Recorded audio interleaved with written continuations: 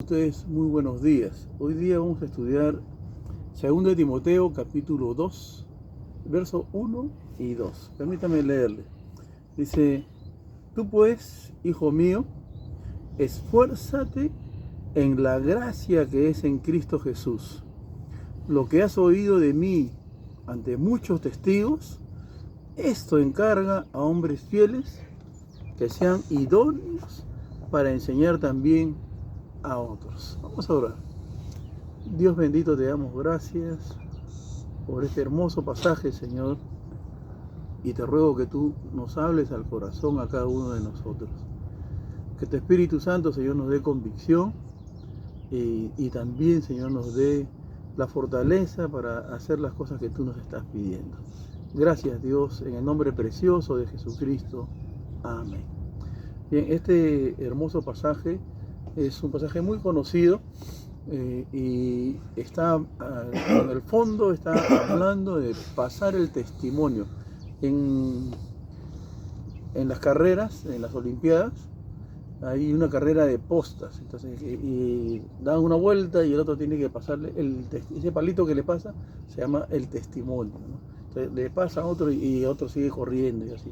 Más o menos a veces son 4 o 5 personas que corren, ¿no? Y acá da la idea de que tú le tienes que pasar a otra persona lo que tú has aprendido, lo que tú has sido, ¿no? Y el término que usa acá es: tú pues, hijo mío, ¿no? Un término muy hermoso. Pablo está hablando a Timoteo, que es su hijo espiritual, y le está dando este encargo, ¿no?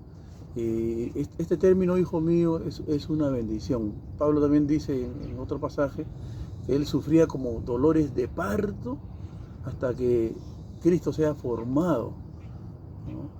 En el corazón. Entonces, nosotros estamos pasando por ese proceso de formar personas, formar líderes.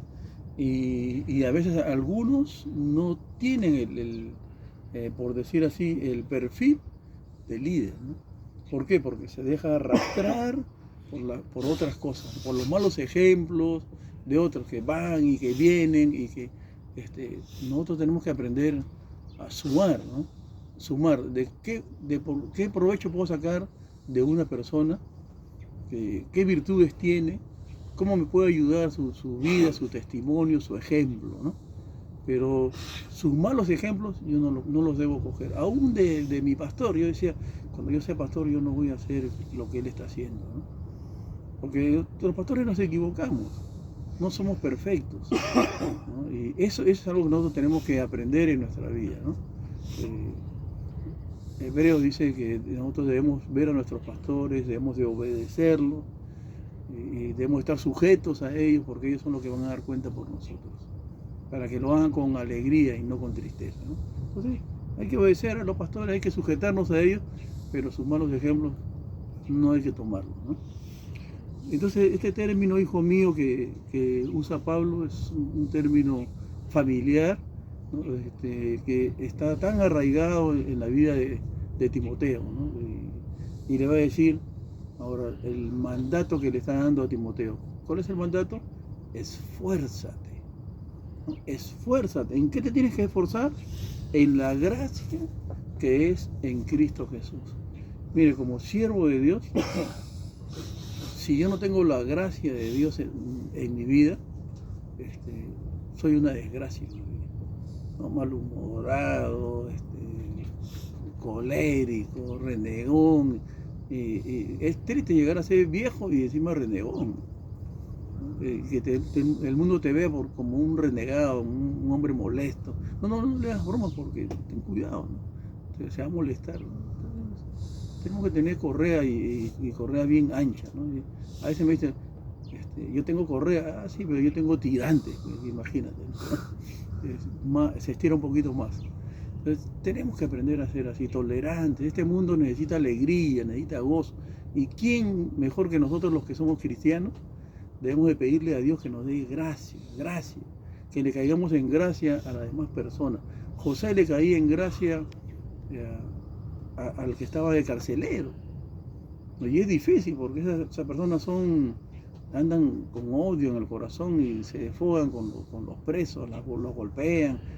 Pareciera de que los hubiesen puesto allí en ese lugar para que su odio se pueda hacer manifiesto, ¿no? Pero le cayó en gracia, ¿no? Y hay que pedirle a Dios que nos dé gracia, ¿no? Gracia para caerle bien a las personas, con el propósito de ganarlas para Cristo, no con el propósito de aprovecharnos de ellas, sino con el propósito de ganarlos y que ellos puedan de verdad buscar la bendición de Dios. Y cuando tú te esfuerzas en la gracia, vas a poder hacer esto como un trámite sencillo, nada más, no complicado, ¿no? Cuando hay un texto en la Biblia que no lo entiendes, porque no tiene mucha importancia. No, en serio, no tiene mucha importancia. ¿Y qué tienes que hacer? Déjalo pasar. En su momento Dios te lo explicará. En su momento, en el momento de Dios, Dios te lo va a hacer entender.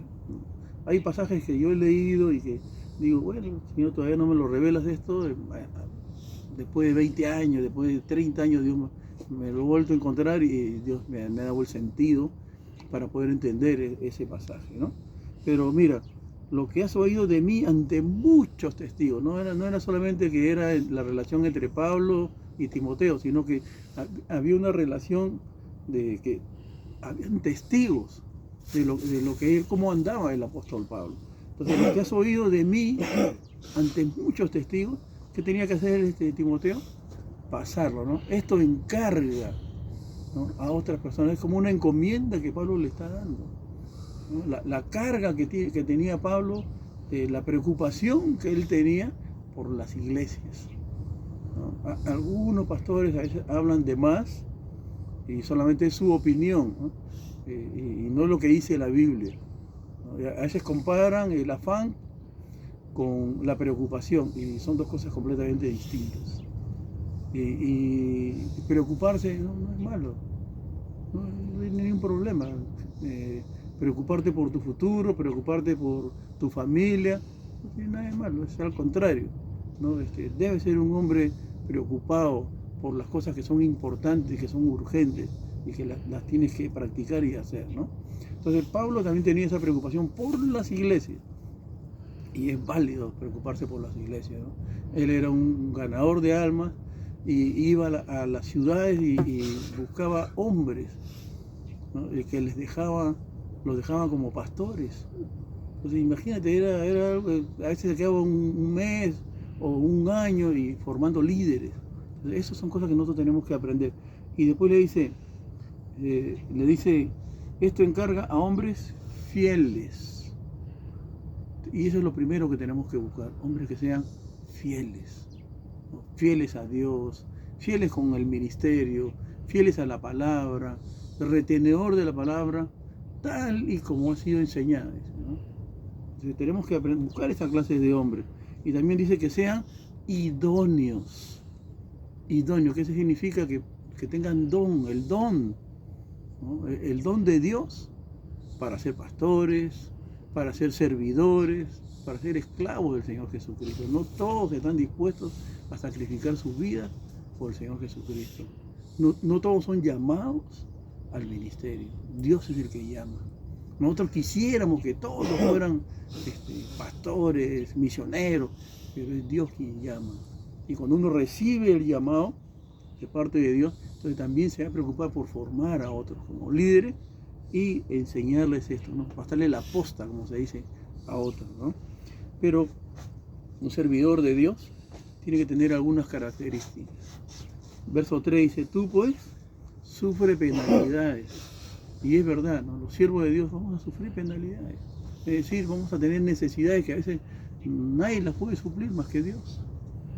Nadie las puede suplir. Habían hombres de Dios que tenían orfanatos y no le pedían nada a nadie, solamente se arrodillaban a pedirle a Dios, nada más, a Dios. Y eso es algo tremendo, la verdad. Yo recuerdo un día mis hijos vinieron y me dijeron, papá, el lunes no vamos a ir al colegio porque no hemos pagado la pensión del colegio y nos da vergüenza ir si nos van a llamar la atención. Bueno, hijito, le digo, yo lo único que sé es que Dios tiene que suplir nuestras necesidades, así que vamos a orar. Nos arrodillamos con mis hijos y nos pusimos a orar. ¿no? A darle el encargo a Dios, por favor, Señor, necesitamos esto. El día domingo llegó un gringo que decía Carlos Antesana, el único que hablaba Carlos Antesana, ¿no? Vino y me dio $1000 y después se desapareció, se fue, ¿no? Yo le dije thank you, quiero más. Mi inglés no era muy bueno, ¿no? Así que le dije sí, ¿no? Y se rió y se fue. Para mí fue un ángel de Dios, porque yo lo puse en mi bolsillo, salí a predicar y en la nochecita mis hijos me decían, papá, ¿y cómo va a ser mañana? ¿Vamos a ir al colegio? O no, estaban preocupados, ¿no? Dijo, ¿alguna vez Dios nos ha fallado? No, nunca nos ha fallado. Y entonces, ¿por qué se preocupan? Me saqué los $1000. Le digo, Dios tiene cuidado de nosotros y Dios nos ama, y nos arrodillamos para dar gracias a Dios y oramos juntos con mis hijos, y la verdad fue una bendición de Dios.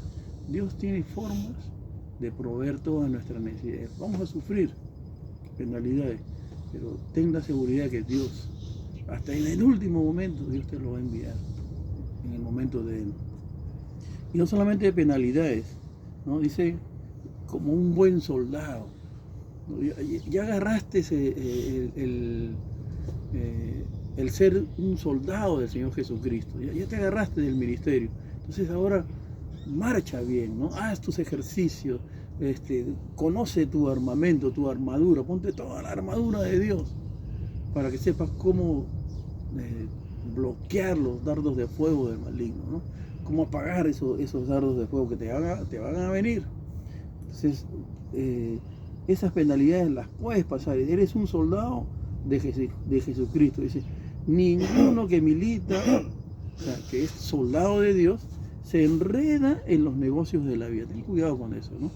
A veces decimos, no, yo quiero ser millonario, ¿no? Algunos quieren cantar la canción de Roberto Carlos, ¿no? Yo quiero tener 1 millón de amigos y que cada uno me dé $1, ¿no? Y así de fácil nada más. Pero no es así. Dice el propósito, ¿no? Ninguno que milita se enreda en los negocios de la vida a fin de agradar a aquel que lo tomó por soldado. Nuestra meta, nuestro propósito es agradar a Dios. No agradarnos a nosotros mismos, agradar a Dios.